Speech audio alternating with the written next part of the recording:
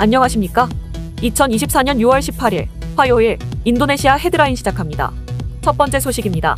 인도네시아 증권거래소 종합지수가 금요일 거래를 마감하면서 1.42% 하락한 6,734.83으로 마감하였습니다. 이는 달러 대비 루피아 약세에 대한 우려로 인한 것으로 평가되고 있습니다. 기술 분야가 2.23% 급락했고 인프라 부분이 마이너스 2.03%, 에너지 마이너스 1.93%, 기초소재 마이너스 1.74%, 금융 마이너스 1.63% 등 모든 업종 지수가 하락세를 보였습니다. LQ45 지수에서는 유니레버 인도네시아만 4.58% 상승했지만 상위 주요 기업들이 5% 이상 하락했습니다. 이번 하락의 주된 요인은 루피아 약세에 대한 우려 때문이며 금요일 장 마감 전 루피아는 달러 대비 0.97% 하락한 16,423 루피아를 기록하며 아시아 통화 중 가장 약세를 보였습니다. 또한 프라보어 수비안토 당선인이 부채 비율을 GDP의 50%까지 높일 계획이라는 소식에 투자자들의 우려가 커지고 있습니다. 이에 따라 채권 수익률 곡선도 모두 상승하며 가격 상승 압력을 나타냈습니다.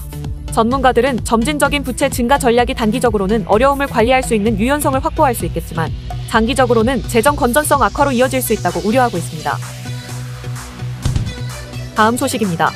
인도네시아 정부가 일부 니켈 선철 공장에 대한 생산 허가 취소를 검토하고 있으며 전기차용 배터리 제조에 사용되는 니켈 화학 물질과 같은 고부가가치 제품 비축 방안도 모색하고 있습니다. 에너지광물자원부 장관 특별보좌관은 최근 업계 컨퍼런스에서 인도네시아 정부는 페로니켈과 니켈 선철 형태의 제품을 생산하는 RKEF 재련소에 대한 허가 종료와 관련해 포괄적인 평가를 실시하고 있다고 밝혔습니다. 또한 세계 최대 니켈 생산국인 인도네시아는 다운스트림 투자가 급증한 이후 광석이 빠르게 고갈되고 있어 고부가가치 제품 생산을 위한 비축 방법을 모색하고 있습니다.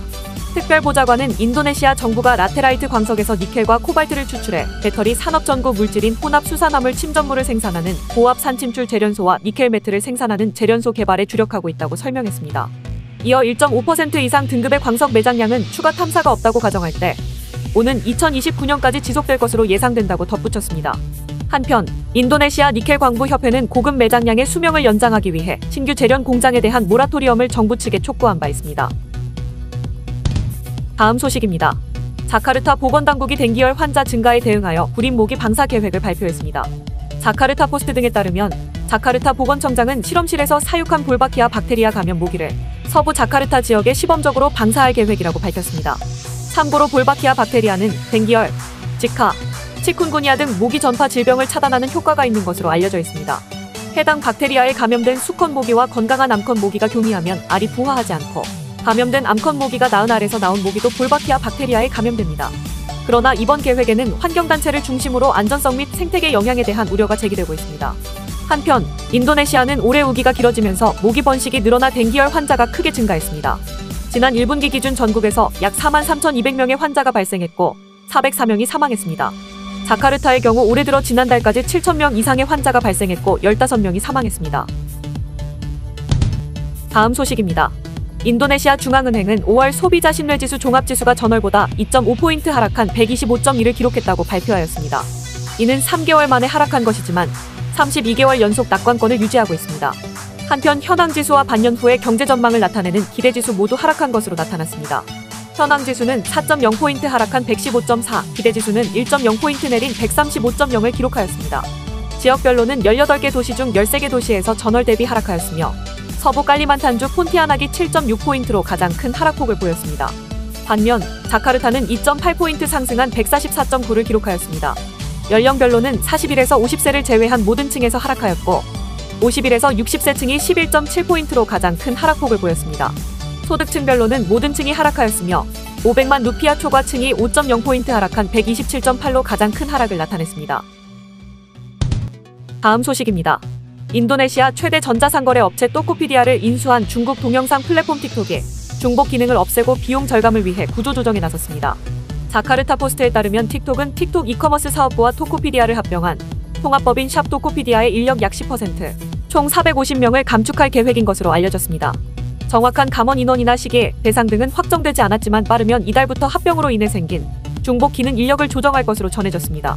틱톡은 올해 초에도 미국을 비롯한 세계 각지에서 광고, 판매직 사원을 감원했으며 틱톡 모 회사인 중국 바이트댄스는 지난해 게임 부문 구조조정을 통해 수백 명을 감원한 바 있습니다. 참고로 틱톡은 2021년부터 인도네시아에서 틱톡숍을 운영했으나 지난해 인도네시아 정부의 제재로 운영이 막히게 되자 토코피디아를 인수하면서 인도네시아에 재진출하였습니다. 한편 최근 인도네시아 테크 기업들은 높은 금리와 글로벌 경기 둔화 등의 영향으로 경영난을 겪고 있는 상황입니다. 다음 소식입니다. 지난 12일 한국과학기술정보연구원은 인도네시아 연구역 신청과 과학기술 데이터 인프라 구축을 위한 양해각서를 체결하였습니다. 참고로 인도네시아 연구역 신청은 2021년 설립된 인도네시아 연구혁신을 지원하는 대통령 직속 독립기관입니다. 이번 협약을 통해 양 기관은 과학기술 지식 인프라 구축, 슈퍼컴퓨팅 인프라 활용, 데이터 교환을 포함한 빅데이터, AI 컴퓨팅 기술 연구, 과학기술 연구 네트워크 및 사이버 보안 개발 등의 분야에서 협력하게 됩니다. 연구혁신청청장은 한국과학기술정보연구원의 슈퍼컴퓨팅 및 과학기술 정보 운영 노하우를 배울 수 있게 되어 기쁘다며 이를 통해 인도네시아의 과학기술 경쟁력을 한 단계 높일 수 있을 것이라고 밝혔습니다.